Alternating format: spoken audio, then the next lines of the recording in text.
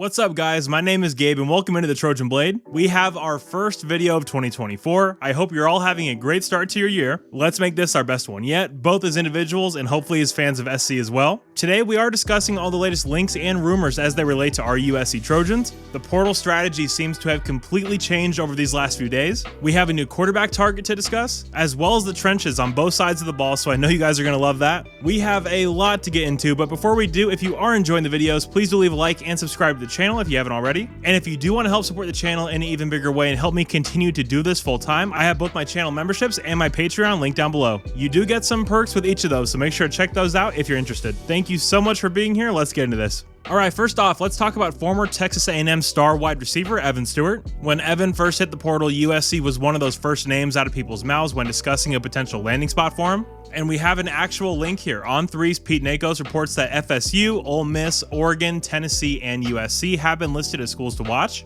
Now, I know a lot of you think we don't need to add another wideout. Numbers-wise, yes we do. Look at how many guys we've lost so far. Mike Jack, Taj, Brendan, Mario, Rayleek. I mean, guys, you have to add someone else to that room. Another thing I get a lot is no wideouts. We need to add nose tackles. Guys, it's not one or the other. We're going to add those interior D linemen. I don't really know why people think because you add one wideout, somehow you won't have any scholarships left for other positions. It just doesn't work like that. We need another wideout, and this is by far the best one available. Evan is a star. He would slide right into that Taj Washington role and dominate in this offense. He's a monster in the screen and swing game. He's also very productive in the intermediate part of the field as well. This would be a massive pickup for us. I thought the offense was hurt last year by not having that elite #1 wideout, and Stewart could prove to be that for SC in 2024. Next up, we have a new quarterback target to discuss in former Oklahoma Sooner and TCU Horned Frog Chandler Morris. The fact that this is who we're being linked to right now is huge news. This really shows the direction that Lincoln is looking to go with the quarterback competition next year. To me, this says Miller Moss is 100% our guy, which I am yet to find a SC fan that doesn't want Miller to be the guy after that Holiday Bowl performance. But talking about Chandler, he was actually recruited to OU by Lincoln Riley back in 2020. He didn't really get on the field, and there actually was some drama when Chandler tried to transfer to TCU, and Lincoln held a scholarship, effectively holding him hostage there at Oklahoma.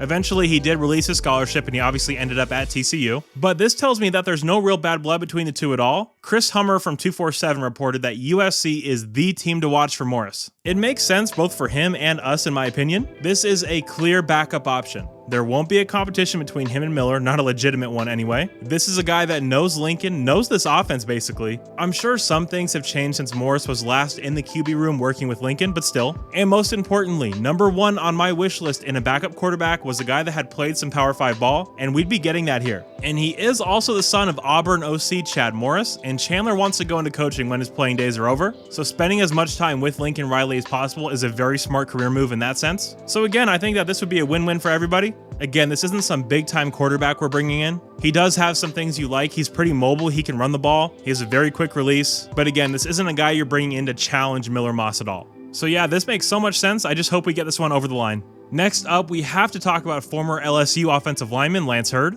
If you guys are fans of large humans, you'll like Lance. Former 5-star recruit in the 2022 class, 6'6", 340, huge frame, obviously. Now, Hurd isn't officially in the portal yet, but he didn't travel with LSU to their bowl game, so it's clear what's happening here. Hi guys, this is future Gabe talking to you as I'm editing this video. He did enter the portal, so it is official now. Just wanted to clear that up. Back to the video. He appeared in all 12 games for LSU this year, so I know the first question is, well, why is he transferring? It's simply the fact that he wants to play tackle. LSU has two guys that will play in the NFL at some point at the tackle spots. Hard to envision him breaking through there. And those guys are both coming back next year. He has a path to play there at guard. He just doesn't want to play that spot, and he doesn't want to wait to play tackle. This is obviously where SC comes in. Elijah Page is the left tackle next year. That's clear. But we need someone on the right side.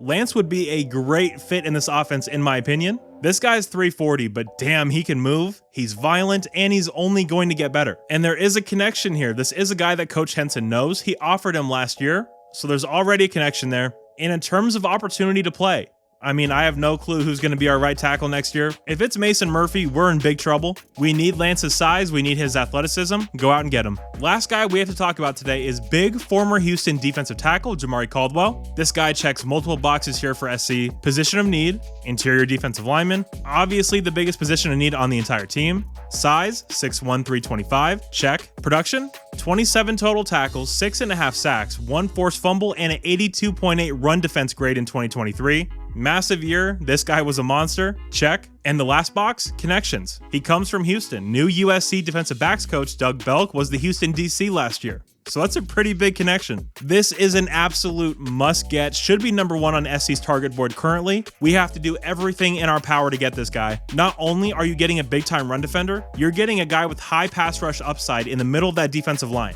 And as you LA Rams fans know, there is no quicker path to the quarterback than the middle of that defensive line. If you can win there and penetrate and get some pass rush from those guys, that takes the ceiling of your defense to an entirely different level. And we saw that from Caldwell this year. I mean, 6.5 sacks for a defensive tackle is crazy, especially one that's 325 pounds. So huge there. And again, that 82.8 run defense grade is so nice. Would absolutely love to see him added to this defense. Quite simply, we need him. All right, guys, so that is all the news we have to talk about today. I am going to get out of here and try to edit this video before the news change and this video becomes irrelevant. So if you did happen to enjoy it, please do leave a like and subscribe to the channel if you haven't already. Again, thank you all so much for all the support. You're all awesome. And as always, take care and fight on.